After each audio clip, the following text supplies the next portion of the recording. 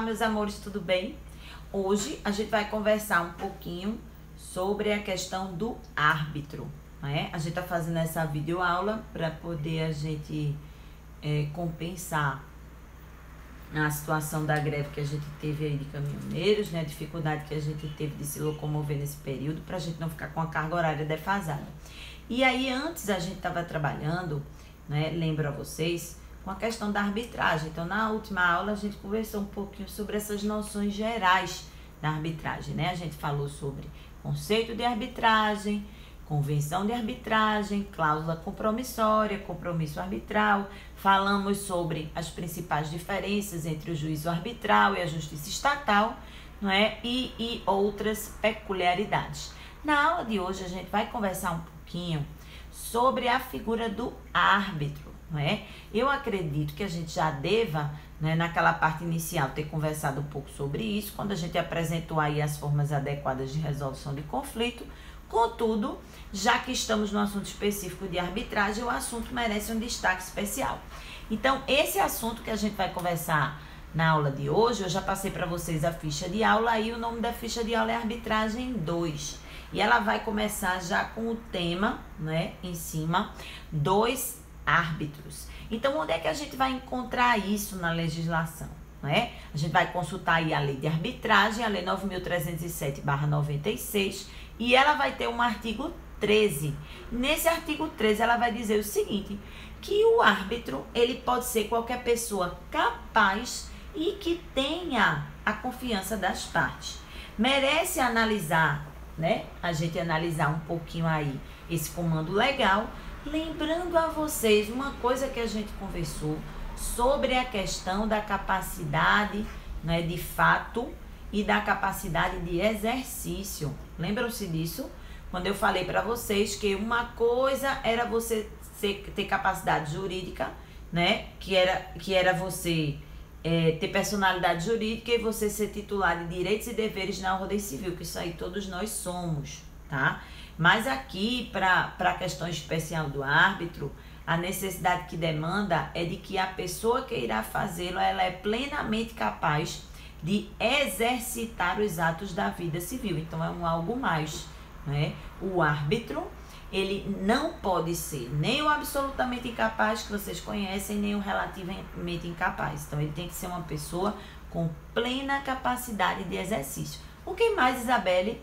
Pasme, nada mais, né? A gente tem aí uma ideia preliminar, uma ideia inicial de que o árbitro, ele teria que ser alguém da área jurídica. Eu já disse a vocês que não, reforço isso agora, né? Que o árbitro teria que ser uma pessoa com curso superior, também não, é? Então, você vai observar aí que a lei não faz nenhum tipo de exigência, apenas essa, não é? Essas duas, né? De que ele tenha a capacidade e de que ele goze da confiança das partes. A questão da capacidade, a gente já conversou sobre isso aqui, não é? Mas, com relação à questão da confiança, e aí, Isabelle, como é que a gente prova aí que o árbitro, ele detém a confiança das partes? Bem, na medida em que ele é indicado pelas partes, né? Seja na cláusula compromissória, seja no compromisso arbitral, seja na convenção de arbitragem, ele detém a confiança das partes aí por essa ocasião. O que não obsta, gente, que no decorrer do procedimento, se ficar provado aí, por exemplo, algum impedimento, alguma suspeição, isso não possa ser alegado, tá? Se isso for uma coisa que se descobriu depois, isso vai poder ser alegado. Então, essa questão da confiança aí, ela não é absoluta, tá bom? Ainda falando um pouquinho sobre quem pode ser árbitro, merece a gente fazer uma observação sobre a questão do juiz togado, né? O juiz togado, que é aquele juiz de carreira, que é aquele juiz que fez um concurso público, que está investido permanentemente da jurisdição estatal, que é o juiz natural, que se titulariza numa vara, ou até mesmo o juiz de início de carreira, que é um juiz substituto. Esse juiz, ele vai poder ser árbitro? Não, gente. Existe uma proibição expressa na LOMAN, que é a lei da magistratura, né? Existe uma proibição expressa, inclusive, na Constituição Federal, não é? De que o juiz de carreira, ele só vai poder exercer mais uma função pública, que é a questão do magistério. E daí ele não pode mais fazer nada, né? Inclusive também não pode ser árbitro, tá? Então consulte aí a ficha de aula que eu deixei para vocês os artigos respectivos, né? O artigo 26, inciso 2º, da Lei Complementar 35 de 79 e o artigo 95 da Constituição Federal, tá? Parágrafo único, inciso 2º também, para vocês consultarem aí, tá?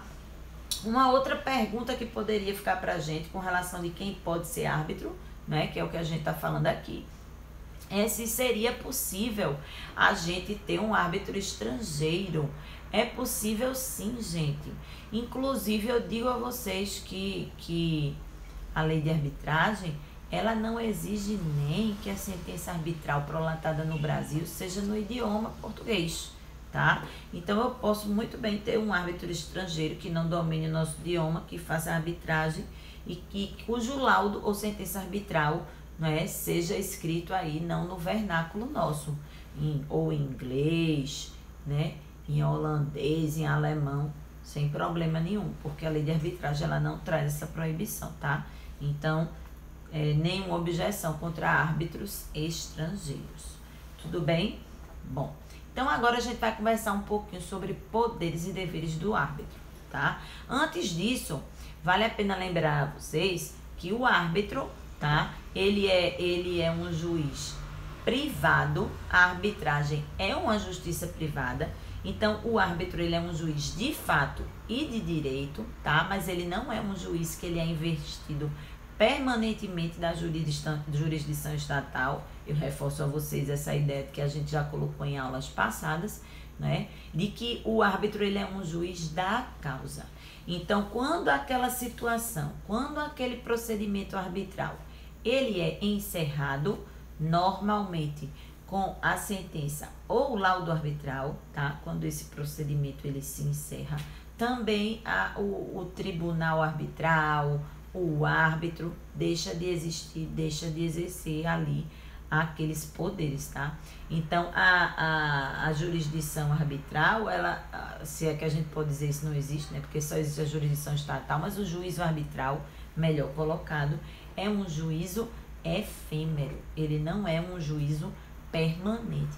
Contudo, né, quando a gente vai falar aí dos poderes e deveres do árbitro, a gente tem alguns artigos, né, importantes na legislação, na lei de arbitragem, o artigo a partir do 18, né, que ele vai dizer, não é, que o árbitro, ele vai deter alguns poderes, inclusive, que são típicos, não é, do poder que tem o juiz togado, tá? Inclusive, a gente vai observar aqui que ao compor a lide, né, ao prolatar a sentença ou o laudo arbitral, essa sentença ou laudo arbitral, ela é um título executivo judicial, tá? E lembro a vocês que já falamos em aulas passadas que desse título executivo judicial, né, eu só posso entrar com embargo declaratório ou com ação anulatória. Em regra,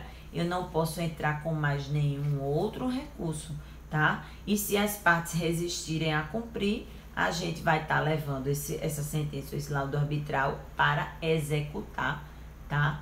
Na justiça.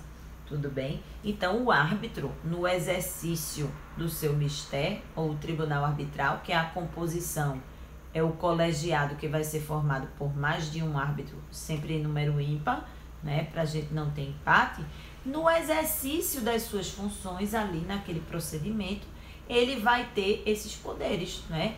De fazer assentadas, ouvir testemunhas, né? Determinar certos atos, solicitar documentos, formular livremente o seu convencimento, o que normalmente, não é, o juiz ele também faz no exercício da sua função, tá, jurisdicional. E lembrar também que a legislação, a lei no artigo 17, a lei de arbitragem, ela vai equiparar o árbitro, não é, ao servidor público. Então veja que coisa interessante. O árbitro, ele é um juiz, a jurisdição arbitral é uma jurisdição privada. O árbitro seria um juiz particular, né, um juiz privado. Contudo, acredito eu que para conferir lisura, ainda mais lisura, ao procedimento arbitral e credibilidade, a lei é que para o árbitro, então, nesse momento, no exercício das suas atribuições, há servidor público, não é? Inclusive aplicando-se-lhe os mesmos impedimentos e as suspeições que a gente aplica aí aos serventuários da justiça, tá? No Código de Processo Civil. Então é muito importante que vocês tomem nota disso também, certo? Quando a gente vai falar sobre os deveres do árbitro, e aí a gente já parte para o artigo 13 da Lei de Arbitragem, parágrafo 6º, a gente vai observar taxativamente o seguinte, verbes, que eu vou dizer.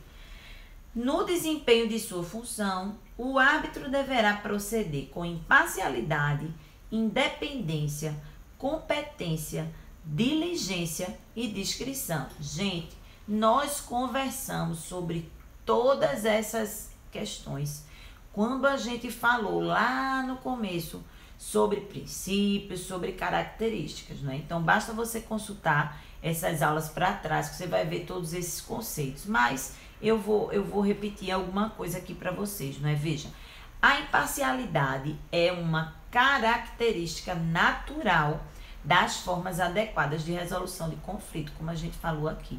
Então, dizer que o árbitro é imparcial significa dizer que ele ali não tem envolvimento com nenhuma das partes. Ele não vai tomar partido, né? Ele vai estar ali equidistante. Só assim, né, ele vai poder cumprir aquela missão, aquele papel a que se destina, tá? Ele vai ser independente, né? Ele tem que agir com independência, então ele não vai estar vinculado a nenhuma situação pretérita, né? Por isso que quando a gente vai para aquela questão dos impedimentos e suspeições, a gente vai observar várias situações que, se existiram, elas vão violar, elas vão macular aí essa possibilidade de independência, né? Como, por exemplo, a situação do árbitro já ter sido superior hierárquico, né? Já ter atuado como advogado, por exemplo, em alguma causa para algumas das partes, não é? Então, você vai ver aí que existem algumas possibilidades, né? Que, se acontecerem, elas vão pôr em xeque aí a independência do árbitro para julgar de acordo com seu livre convencimento, né? Competência. O árbitro, ele tem que ser um expert ali naquela matéria que ele vai apreciar. Eu me lembro já de ter dito a vocês que uma das características bastante positivas da arbitragem residia no fato de você poder ter um juiz especialista na sua questão, né? Então, imagine que a questão versa sobre cálculos, a gente pode ter um contador, né? Imagine que a questão que a gente decide verse, como foi na nossa atividade simulação de prova sobre questão médica, a gente então tem um árbitro da área médica, né, que a gente precisa decidir.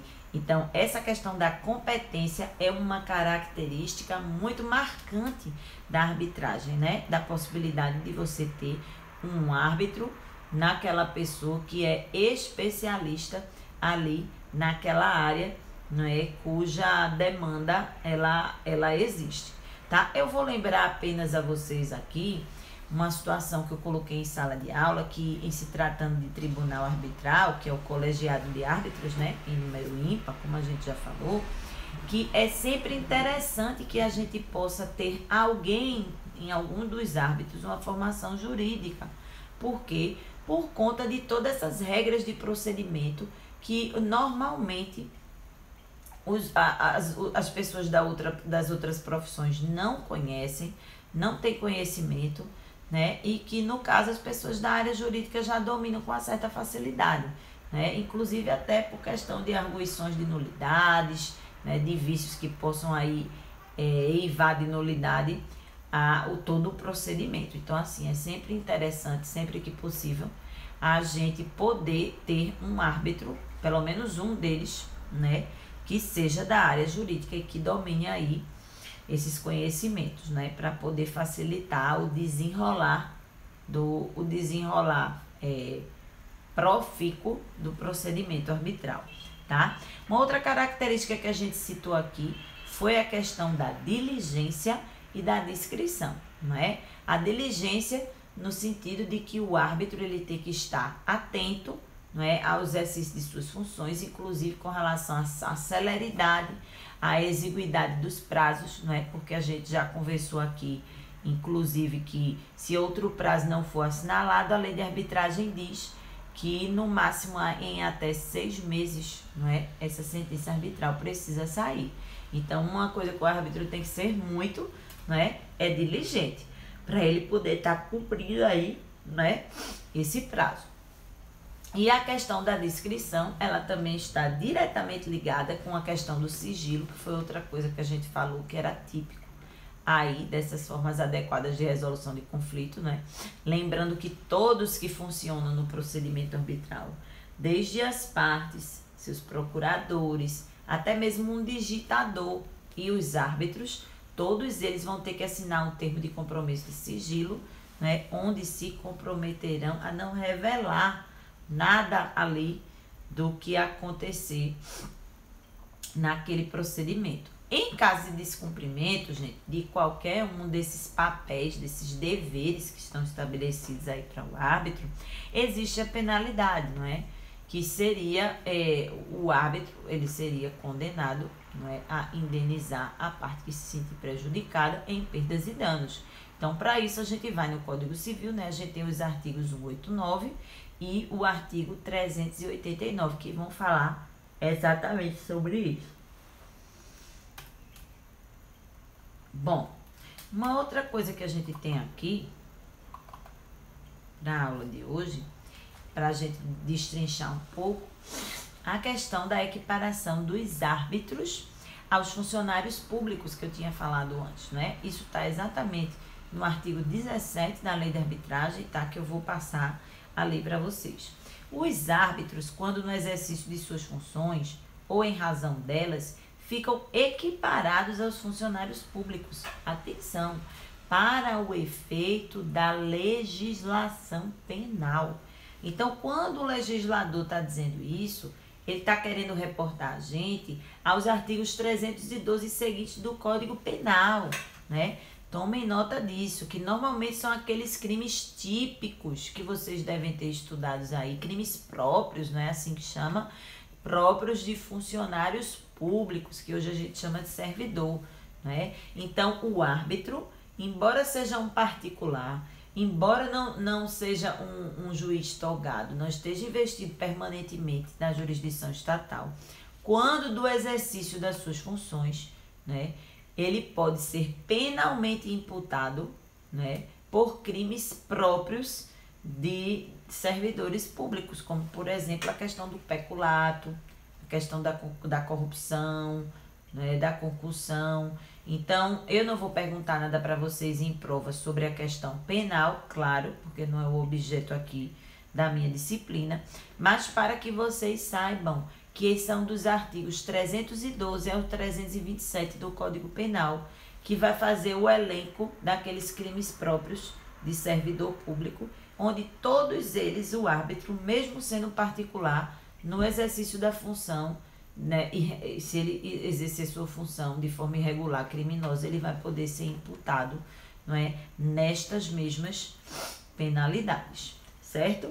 Então, pessoal, por hoje a gente vai ficar por aqui, tá? Na próxima aula a gente vai conversar um pouquinho já sobre aí o procedimento arbitral em si, tá certo? Um grande abraço para vocês e até a próxima. Tchau, tchau.